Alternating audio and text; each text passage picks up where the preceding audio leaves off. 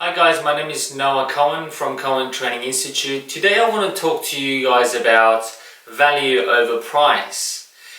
Quite often in our sessions the price objection comes up, whether it's coming about selling a product or servicing a customer or retaining an existing customer or getting your name purely out there for more customers.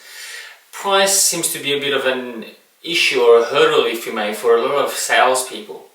So what I always tell them is, once your value outweighs the price, that's when people say yes. Okay? At no time in the sales process are you able to reduce the price. I mean, sometimes you can discount, and then you're really devaluing the product.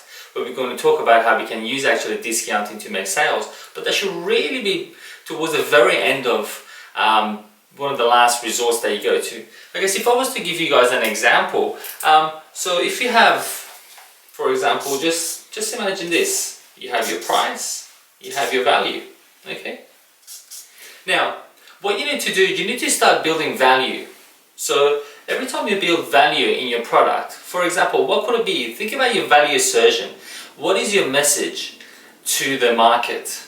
We have been in the business for 15 years. We have X amount of staff up until 8 o'clock at night answering your calls 6 nights a week. We have experts. Whatever it may be, whatever it is that you can do that you might think that are normal in your product, even if you're a good guy, write it there. If you're a funny person to deal with, write it there. Don't forget that no matter what your company is presenting, no matter how big your product is, at that very point of time, you are the true definition of that product.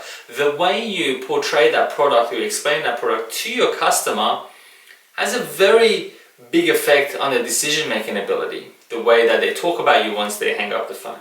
So remember, build value, and that will automatically reduce the price in their mind. Look, at the end of the day, they're going to do it anyway. Customers do not make decisions based on the best price. They make decisions based on what is really the best product for me at this point of time. Let me give you an example. So let me just use these two pens. These two pens. One is about $5-6, just a normal pen. And the other one is a Mont Blanc pen. It's a designer pen. It's anywhere between $600 to $1,000. Now, they both do the same thing. They're both right. They do the same thing. One does not offer something that the other one doesn't. So what drove me to make a purchase of $600 for something that I can buy with $5? Now, it's just a matter of how this made me feel, or you can really direct that towards anything else in your life.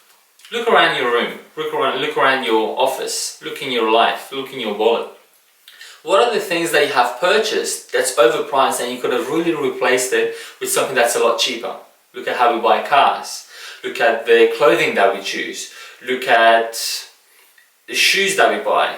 Anything that you buy, it is not because of the price that it offered. Yes, price does offer a comfort. If it was a little bit cheaper, obviously we want everything cheaper. However, once you start building value in the product and make your customer feel good, make them feel that they are able to make decisions, they will start making decisions.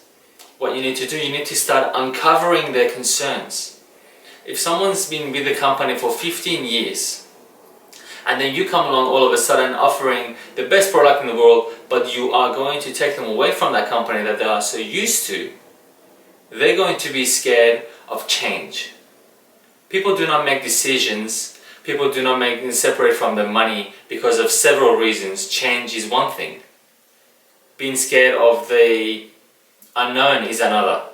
How do you really uncover these things? So what we concentrate at Cohen Training Institute is the language and the tools that you need to make your customers feel comfortable to simply open up to you. To break down all the walls and sit down and really have a chat with you, and then see that you care about them, their needs. Look, sales is one of the most disdained words on the planet. And it's purely because of people who do not have the knowledge or the tool to close sales. Look, closing a sale is a service. I don't understand when people say when you're trying to close a sale, you're being pushy. Look, the sooner I close a sale for a customer, the sooner they can tick that and then move on with their life. No one wakes up in the morning thinking, oh, I'm going to be so excited today because I have to buy life insurance. It's not true. You don't do that. Why do you expect them to do that? So the sooner you close them, the sooner they can move on. It is a service. Think about selling as a service. More importantly, think about closing as a service. Now, contact us, visit our website, Cohen Training Institute, and hopefully we get to work together and close more sales together. Have a good day.